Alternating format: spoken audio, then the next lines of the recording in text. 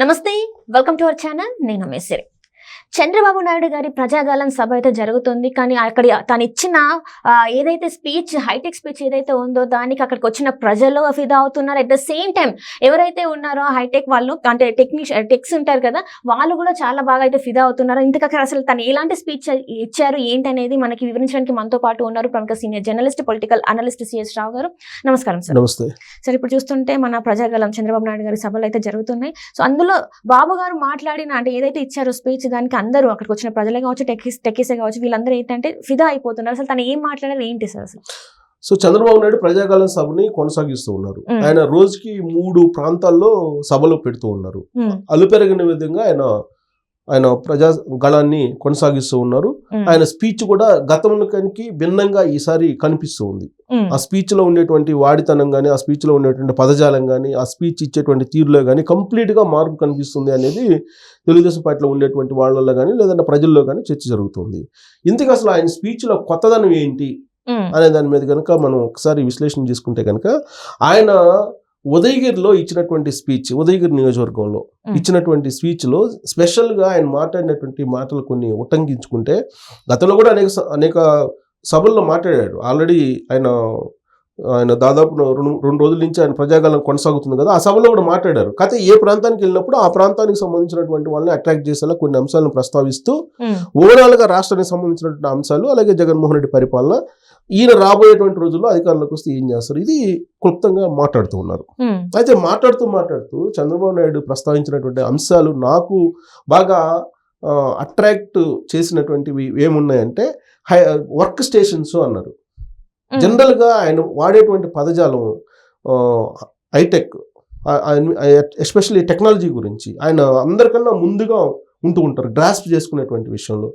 ఎప్పుడో hitech city అంటే అప్పట్లోనే హైటెక్ ముఖ్యమంత్రిగా ఆయనకి పేరు పడింది. హైటెక్ సిటీని కట్టి ఆయన ఇన్ఫర్మేషన్ టెక్నాలజీని ప్రమోట్ చేసిన కారణంగా కొన్ని లక్షల మందికి ఇవాళ జాబ్స్ ఉన్నాయి. విదేశాలకు కూడా వెళ్ళడం జరిగింది చాలా మంది ఈ రంగంలోని. సో అందుకని ఆయనకి హైటెక్ ముఖ్యమంత్రి అని పేరు పెట్టేసి ఆయన వ్యవసాయానికి వ్యతిరేకం అనేటువంటి ఒక ప్రచారాన్ని పుట్టించి 2004లో ఆయన్ని ఓడించారు. అయితే ఇవాళకి కూడా టెక్నాలజీ పరంగా చాలా వేగంగా ముందుకు వెళ్తుంది. టెక్నాలజీ పరంగా ఇప్పుడు ఆర్టిఫిషియల్ ఇంటెలిజెన్స్ వీటన్నిటి గురించి మాట్లాడుతున్నారు. ఈవెన్ నరేంద్ర మోడీ కూడా బిల్ గేట్స్ తోటి సమావేశమై ఆర్టిఫిషియల్ ఇంటెలిజెన్స్ రాబోయేటువంటి రోజుల్లో ఏ విధంగా ఉంటుంది ఇవన్నీ కూడా మాట్లాడారు. అదేవిధంగా భారతదేశంలో ఉండేటువంటి ముఖ్యమంత్రులు అందరిలో కంటే కూడా టెక్నాలజీని ముందుగా అందిపుచ్చుకునేటువంటి సీఎం ఎవరైనా ఉన్నారా, లేదంటే పొలిటీషియన్ ఎవరైనా ఉన్నారా అని అంటే చంద్రబాబు నాయుడు. సో చంద్రబాబు నాయుడు వాళ్ళ స్పీచ్లో ఆయన ఇస్తున్నటువంటి స్పీచ్లో ఏంటంటే, వర్క్ స్టేషన్స్ నేను పెడతాను రాబోయేటువంటి రోజుల్లో, మీకు అద్భుతమైనటువంటి భవిష్యత్తును నేను కల్పిస్తాను, చూపిస్తాను అనేటువంటి విషయాన్ని చెప్తున్నారు. అది నమ్మదగినటువంటి హామీ. ఎందుకనంటే ఆల్రెడీ ఐటీని ప్రమోట్ చేసినటువంటి సీఎంగా ఆయనకి గుర్తింపు ఉంది. ఆయన ఏం చెప్తున్నారంటే, రాబోయేటువంటి రోజుల్లో మీరు వర్క్ ఫ్రమ్ హోమ్ జాబ్ చేసుకునేలాగా నేను క్రియేట్ చేస్తాను, ఎవ్వరు ఇంట్లో నుంచి కదలకుండానే ఇంట్లోనే పని చేసుకునేటట్టు నేను అవకాశాలు కల్పిస్తాను, దానికి సంబంధించినటువంటి ఏర్పాట్లు నేను చేస్తానని చెప్పి చాలా క్లియర్గా ఆయన సభల్లో చెప్తూ ఉన్నారు. ఇది మామూలు వాళ్ళకి అర్థం కాకపోవచ్చు. ఇన్ఫర్మేషన్ టెక్నాలజీతో సంబంధం ఉన్నటువంటి వాళ్ళు కానీ, ఇన్ఫర్మేషన్ టెక్నాలజీలో యాక్టివ్గా ఉన్నటువంటి వాళ్ళకి కానీ చాలా స్పష్టంగా ఆయన విజన్ అనేది అర్థం చేసుకుంటారు, అర్థం చేసుకోగలరు కూడా. జనరల్గా చంద్రబాబు నాయుడు విజన్ని అర్థం చేసుకోవడం అనేది చాలా టఫ్. ఎందుకంటే 2020 విజన్ అని ఎప్పుడో అన్నారు, 1996లోనే 2020 విజన్ అన్నాడు ఆయన.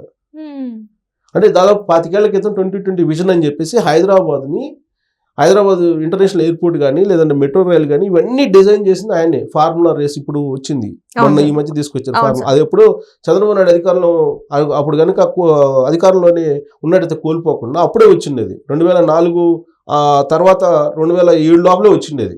2004లో ఓడిపోబట్టి ఆ విజన్ అంతా వెనక్కి వెళ్ళిపోయింది.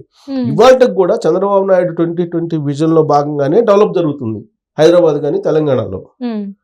సో ఆయన విజన్ అప్పట్లో అందరు ఎగతాళి చేశారు, వెటకారం చేశారు. ఎందుకనంటే అప్పట్లో రోడ్ల మీద ఫ్లైఓవర్లు కడుతుంటే రాజశేఖర్ రెడ్డి అప్పుడు ప్రతిపక్ష నేతగా ఉంటే ఈ పిచ్చి తొగ్గులకు అన్నారు, చంద్రబాబు నాయుడు రోడ్ల మీద ఫ్లైఓవర్లు కట్టేది ఇందుకన్నా పిచ్చోడు ఎవడన్నా ఉన్నారా, పిచ్చి తొగ్గులకు ఎవరైనా ఉన్నారా, ఇది పిచ్చి తొగ్గులకు పాలన అని చెప్పి అప్పట్లో విమర్శించాడు రాజశేఖర్ రెడ్డి.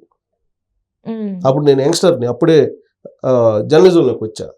మేము కూడా రాజశేఖర రెడ్డి చెప్తున్నా నిజమే కదా, అసలు రోడ్ల మీద ఫ్లైఓవర్లు కట్టేది అవసరం ఏముంది, రోడ్ల మీద కొన్ని కోట్ల రూపాయలు పెట్టి ఫ్లైఓవర్లు కడతారు, పిచ్చోడు పిచ్చి తొగ్గులకు కాకపోతే పిచ్చి తొగ్గులకు కాకపోతే ఎందుకు కడతారని. కానీ ఇవాళ ఆ మాటలు అన్నటువంటి వాళ్ళు ఇవాళ ఫ్లైఓవర్లు లేకుండా అసలు ఉందా, ప్రయాణం చేసే పరిస్థితి ఉందా సిటీలో? అంటే ఆయన విజన్ ని తెలుసుకోవడం అనేది చాలా టఫ్. ఆయన అందరికంటే ఒక 20 సంవత్సరాల ముందుగా ఆలోచిస్తున్నారు. ఇప్పుడు ఆంధ్రప్రదేశ్ ప్రజలకు ఏం చెప్తున్నారంటే ఆయన స్పీచ్లో ఆయన స్పీచ్లో అన్ని రకాలు చెప్తున్నారు, కానీ ఆయన చెప్తుంది ఏంటంటే వర్క్ స్టేషన్స్ పెడతాను, వర్క్ ఫ్రమ్ హోమ్ చేసేలాగా నేను అవకాశం కల్పిస్తాను, 20 లక్షల ఉద్యోగాలు నేను క్రియేట్ చేస్తాను అని చెప్తున్నాడు ఆయన. దానికి ఏ విధంగా క్రియేట్ చేస్తానని కూడా చెప్తున్నాడు సైంటిఫిక్ గా. అలాగే సూపర్ 6లో ఆయన చెప్తున్నారు, ప్రతి మహిళకి ఇంట్లో ఎంతమంది మహిళలు ఉంటే అంతమందికి నెలకి 15,000 రూపాయలు ఇస్తానంటున్నారు, నలుగురుంటే 4-15 అలా ఇస్తానంటున్నాడు. అలాగే చదువుకునేటువంటి పిల్లలు ఉన్నటువంటి తల్లులకి వాళ్ళకి సంవత్సరానికి 15,000 ఇస్తానని చెప్పి చెప్తున్నారు. మహిళలకు ఉచిత బస్సు ప్రయాణం అవకాశం కల్పిస్తానని చెప్తున్నారు. సూపర్ 6లు ఇవన్నీ. రైతులకు ఏడాదికి 20,000 రూపాయలు నేను ఆర్థిక సహాయం అందజేస్తాను అంటున్నారు. బీసీలకి సపరేట్గా ఒక ఫండింగ్ క్రియేట్ చేసి బీసీలకి సపరేట్ చట్టమే తీసుకొస్తానని చెప్పి చెప్తున్నాడు. సో ఇవన్నీ సూపర్ 6లో భాగం. సరే ఇవన్నీ చెప్తూ ఉన్నారు ఆయన. ఇవన్నీ చెప్తూనే వర్క్ స్టేషన్స్ నేను పెడతాను అని అన్నాడు. వర్క్ స్టేషన్స్ అంటే నాకు తెలిసినంత వరకు దాదాపుగా అలా బాగా హై ఎండెడ్ వర్క్ చేసుకునే వాళ్ళు తప్పితే అర్థం కాదు. వర్క్ స్టేషన్స్ అంటే ఏంటి? హైదరాబాద్లో ఇప్పుడు కనపడుతున్నాయి, అక్కడక్కడ కనిపిస్తున్నాయి ఇప్పుడు వర్క్ స్టేషన్స్. అంటే మెయిన్ ఆఫీస్కి వెళ్లకుండా ఇంట్లోనే ఉండి, ఇప్పుడు సపోజ్ ఎక్కడో దూరం ఒక 20 కిలోమీటర్ల దూరంలో ఉన్నారు, అక్కడి నుంచి ఆఫీస్కి రావాలంటే ట్రావెలింగ్ టైం కనీసం 2 hours 3 hours పడుతుంది. మళ్ళీ రావాలంటే 2-3 hours అంటే 6 hours పోతుంది. యావరేజ్ 4 hours తీసుకోండి, పని 4 hours వేస్ట్ అయినట్టే కదా. అలా కాకుండా వర్క్ స్టేషన్స్ పెట్టేసి ఆ వర్క్ స్టేషన్ ద్వారా పని చేపిస్తే అప్పుడు ఎంప్లాయీకి సేఫ్ సైడ్, ప్రొడక్టివిటీ ఎక్కువ వస్తుంది.